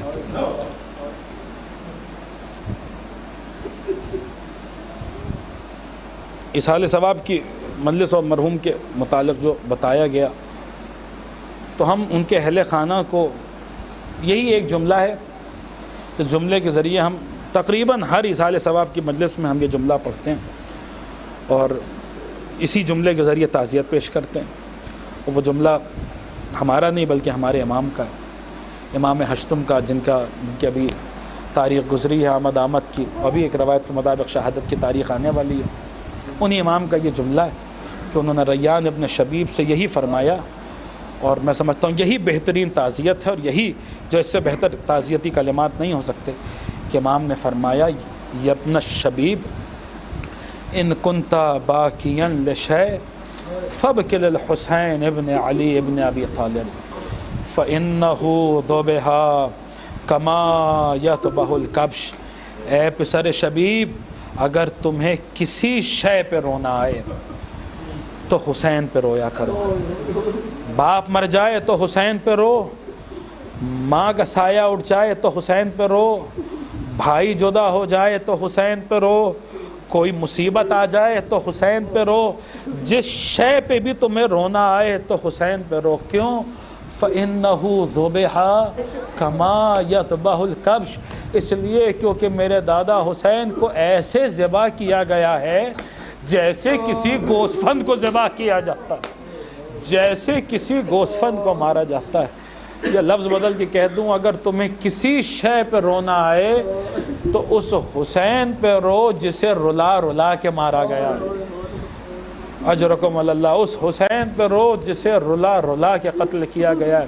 مولا خود بیان فرماتے ہیں، مولا کہتے ہیں، مولا کا ارشاد، انا قتیل العبراء، میں وہ ہوں جسے رلا رلا کے مارا گیا۔ اور پھر آگے بڑھ کے مولا نے ایک جملے کا اضافہ کیا، مولا فرماتے قتلت مکروبا، مجھے اس حال میں مارا گیا ہے کہ میرے دل میں بڑے غم تھے، بڑے رنج تھے، بڑے کرب تھے۔ ہاں جس حسین کے دل پہ علی اکبر کا جیسے بیٹے کا داغ ہو، جس حسین کے دل پہ عباس جیسے بھائی کا صدمہ ہو، اس حسین کے غموں کا کون اندازہ لگا سکتا ہے؟ اے پسر شبیب، جب بھی تمہیں رونا آئے اور جس شے پہ بھی رونا آئے تو حسین پر رویا کرو۔ عزیزان گرامی، ابھی جو بتایا گیا وہ اسی حساب سے یہ میں نے عرض کیا کہ تعزیت بھی یہی ہے، اور یہی مولا کے مصائب ہے، اور یہی پر جو ہے وہ آپ گریہ فرما لیں، اور یہی محل مجلس ہے، اور یہی مجلس کا محصل ہے۔ ایک کتاب ہمارے یہیں آپ کو عباس بوکینسی میں ہی مل جائے گی، پرانے خطبہ کے پڑھے ہوئے مصائب ہیں اس میں، روایات عزا کے نام سے، اس میں بزرگ خطبہ کے پڑھے ہوئے مصائب اس میں موجود ہیں۔ اسی میں یہ روایت ہے جو میں اب آپ کی خدمت میں عرض کرنے جا رہا ہوں، کہ اس میں آپ کو مل جائے گی کہ ایک شخص تھا سید الشہداء نے، جس وقت کربلا کے میدان میں بروز عاشورہ ہم آپ سنتے ہیں کہ مولا کی زبان پر یہ صدا آئی، حل من ناصر ینصرنا، کیا کوئی ہے جو میری مدد کرے، کیا کوئی ہے جو میری نصرت کرے، کیا کوئی ہے جو میرا ساتھ دے۔ مولا نے جو صدا استغاثہ ہے نا، یہ ایک مرتبہ بلند نہیں کیا، کربلا کے میدان میں مولا نے بارہا یہ صدائے استغاثہ بلند کیا۔ اس کے پیچھے مختلف حکمتیں ہیں کہ مولا نے بارہا یہ صدا استغاثہ بلند کی۔ اسی میں سے ایک موقع یہ ہے کہ جب حسین اپنے 6 مہینے کے بچے کو سپرد خاک کر چکے، اب حسین ایک دم تنہا ہے، حسین ایک دم اکیلے ہیں، اب کوئی نہیں بچا، نہ علی اکبر ہیں، نہ عباس ہیں، نہ قاسم ہیں، نہ اون ہیں، نہ محمد ہیں۔ اس عالم میں حسین نے کہا حل من ناصر ینصرنا، کیا کوئی ہے جو میری مدد کرے. مولا کی زبان پر یہ صدا استغاثہ بارہا آ رہی تھی. اسی میں آپ کو اس کتاب میں آپ کو ملے گا کہ ایک بندہ تھا جس کا گزر اسی صحرا سے ہو رہا تھا. اس نے جب پہلی دفعہ یہ آواز سنی تو اس کا دل اس آواز کی جانب مائل ہوا.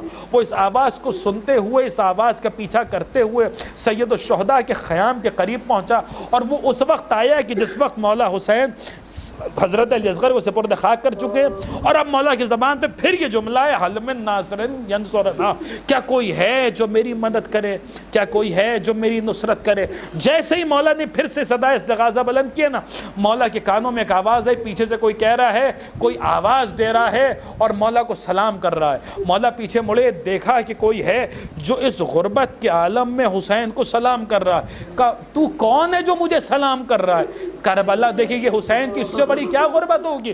کربلا میں نبی کے نواسے پر تیر چلانے والے تو تھے, تلواریں چلانے والے تو تھے, نیزے برسانے والے تو تھے, لیکن کوئی نہیں ہے جو حسین کو سلام کرے.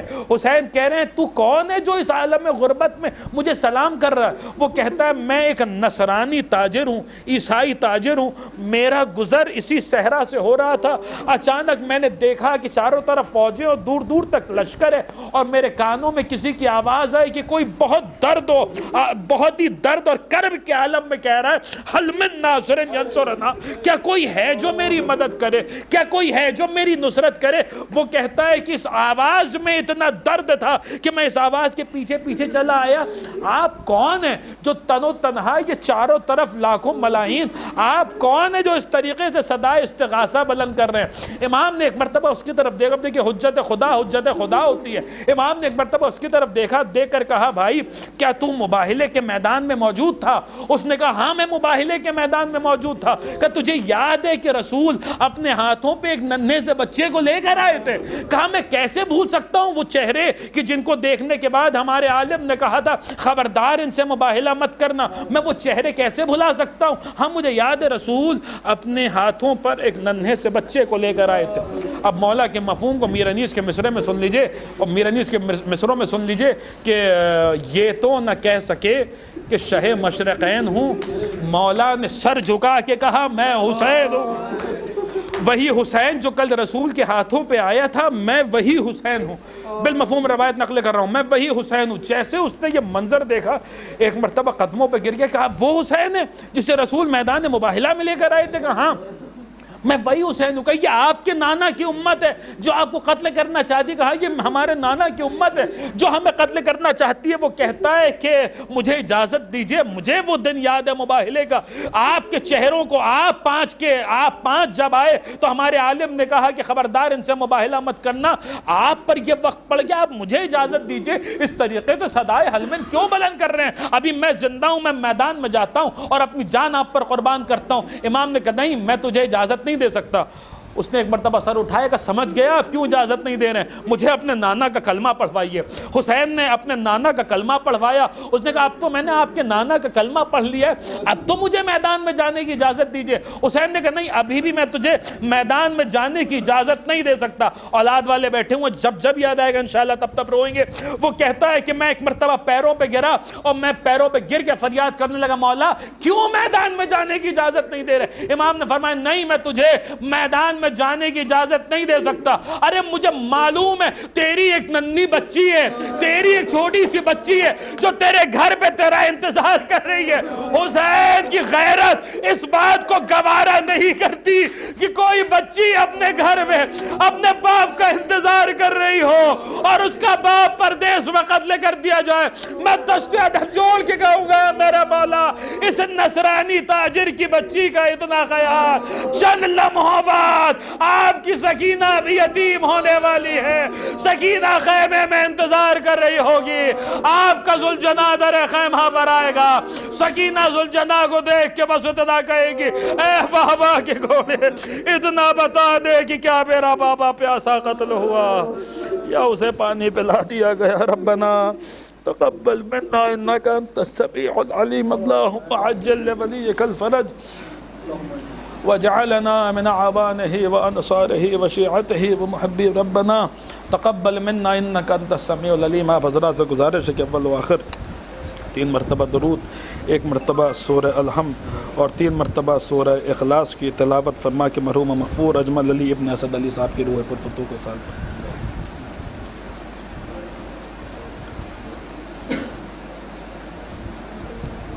بسم اللہ الرحمن الرحیم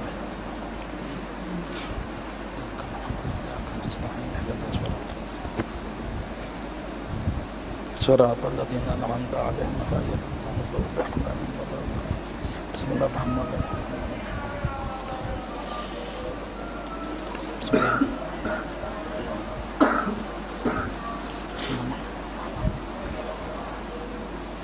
بسم اللہ الرحمن الرحیم.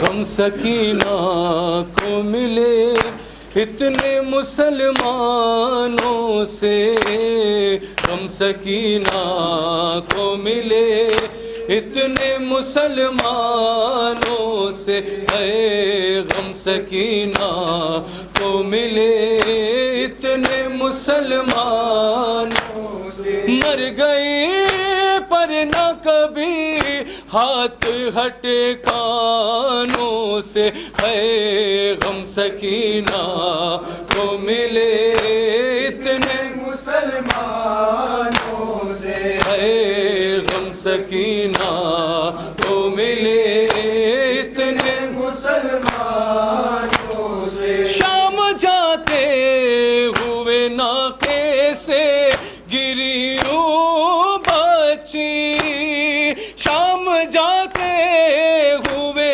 ناقے سے گریوں بچی، مشک غازی کی گری جیسے کٹے شانوں سے، ہے غم سکینہ کو ملے اتنے مسلمانوں سے، ہے غم سکینہ کو ملے اتنے مسلمانوں سے.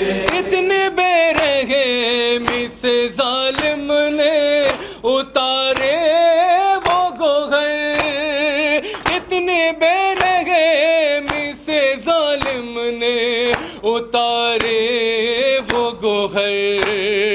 شہن بیٹی کو جو پہنائے تھے ارمانوں سے، ہے غم سکینہ کو ملے اتنے مسلمانوں سے، ہے غم سکینہ کو ملے اتنے مسلمانوں سے. مجھ کو کرتے میں ہی دفنانا سکینہ نے کہا، مجھ کو کرتے میں ہی دفنانا سکینہ نے کہا. مت کفن مانگنا ہے بھائی مسلمانوں سے، ہے غم سکینہ کو ملے اتنے مسلمانوں سے، ہے غم سکینہ کو ملے اتنے مسلمانوں سے. سب چلے جاتے ہیں شبیر کو رو کر اکبر، سب چلے جاتے ہیں شبیر کو رو کر اکبر. ایک باچی نہیں جاتی ہے عزا خانوں سے، ہے غم سکینہ کو ملے اتنے مسلمانوں سے، ہے غم سکینہ کو ملے اتنے مسلمانوں سے. خیر خیر خیر خیر خیر خیر خیر خیر خیر خیر خیر خیر خیر خیر خیر خیر السلام عليك يا أبا عبد الله، السلام عليك يا ابن رسول الله، السلام عليك يا ابن أمير المؤمنين وابن سيد الوصيين، السلام عليك يا ابن فاطمة الزهراء سيدة النساء العالمين، السلام عليك وعلى جدك وأبيك، السلام عليك وعلى أمك الرحيم، السلام على الأئمة المعصومين من بنيك وعلى المستشهدين معك، السلام عليكم ورحمة الله وبركاته، السلام عليك يا غريب الغرباء، السلام عليك يا مقيم الضعفاء والفقراء، السلام عليك يا شمس الشموس، السلام عليك يا أنيس النفوس، السلام عليك أيها النافذون بأرض الروس، السلام عليك يا مغيث شيعة الزوال في يوم الجزاء، روحي وجسمي لك الفداء، السلام عليك ورحمة الله وبركاته.